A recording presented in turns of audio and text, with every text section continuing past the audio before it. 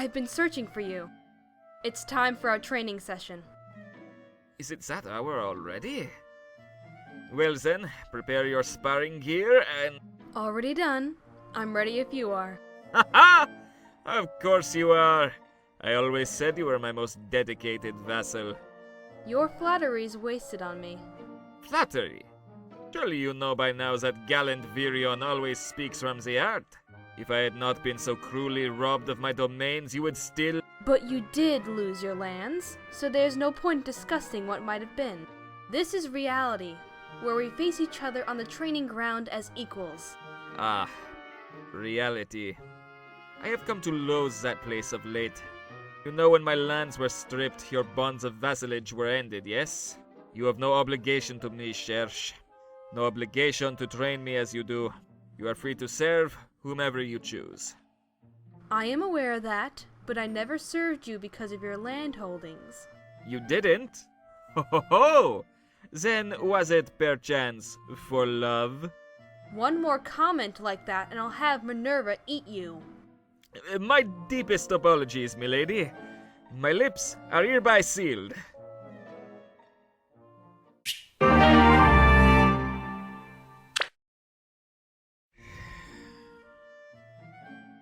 Is something the matter? Ah, my sweet Cherche. As always, you see directly into Virion's heart. You come upon me lovelorn and lonely, spurned by a fair lady with a sharp tongue. Do you mean me? Oh goodness. It's not often someone calls me fair. But seriously, what troubles you? Are you still so crestfallen about how Walhart so rudely sieged your lands? Enough! That was a tragedy, and many of my people died. I'll not have you speak so lightly of it. That was not my intent, Virion. I know that many suffered under Walhart's cruel heel. But I also know that, short of the dead, you have suffered more than any of us. Loyal Cherche, your kind words fill my heart with courage and hope. Could it be that you have fallen helplessly in love with your gallant Virion? Ha! Sweet nostalgia. It's been so long since I last heard that derisive snicker. I do not jest, Virion. The deed has been done, and you could not have stopped it. It's time you looked to the future, and stopped blaming yourself for the past. I did not think it would be so hard to forgive myself. Behind your carefree facade, you've always been terribly uncompromising. But you must promise that you won't surrender to hopelessness and despair. Then, I shall promise it. But only because you ask. But in return, you must promise me something, sweet Cherche. If the day comes when you must choose between loyalty to me or your own path, I want you to do whatever is best for you, and give no thought to me. Agreed? Why, Virion, what a serious speech! But it's hardly necessary. I had no intention of taking you into account when making such choices. Well, good. Yes, good. Exactly as I would have it. Though, I suppose you could think about me a little bit, if you wanted to. Now, don't give it another thought. I certainly won't.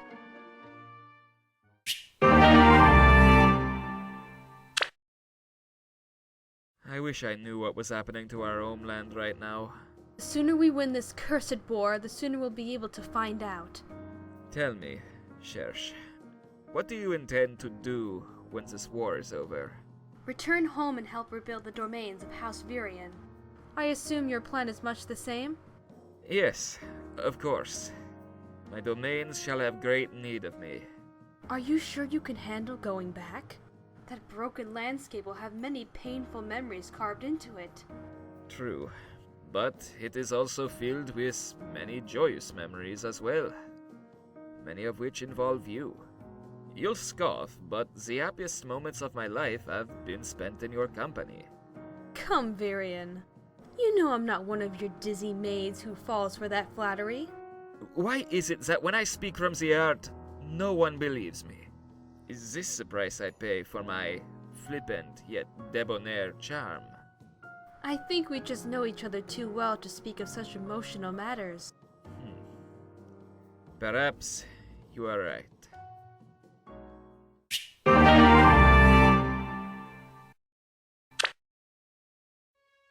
Time for you to go, Virion. Alas, am I to be shooed away so soon? You're practically nodding off. I don't want to sit here and listen to you snore. Yes, I'm afraid I haven't been sleeping well recently. My cot is cold, and I have no one to share it. Have you tried seducing a lonely kitchen wench? Do you think I can find happiness with just any random lass? I have standards, dear. There are as many maids as stars in the sky. There must be someone you like. Yes, and you know full well who it is. Oh, Virion. We talked about this before. We're too close to each other. Yes, we are close. Closer perhaps than any two people have ever been. I can no more imagine being without you than being without air or water. How can another woman be anything but a shadow of what you are to me? Now you're just practicing lines for your next conquest. You of all people should know when I'm being sincere. Yes, I suppose I do. Though I fear I know your answer, I have one final card to play. I have brought you something. Is that what I think it is? If you think it's an engagement ring, then yes, it is indeed. Do you believe me now? I suppose I must. Then, what is your answer? Will you accept? I think I have to. Who else would agree to be your wife?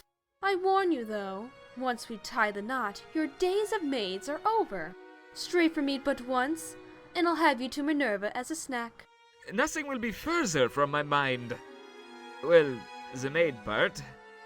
I'm always quite concerned about your little pet. Did you hear that, my sweet Minerva? You must ensure he keeps his promise. Can we please save the threats? This is meant to be a happy moment. Just doing my due diligence, love.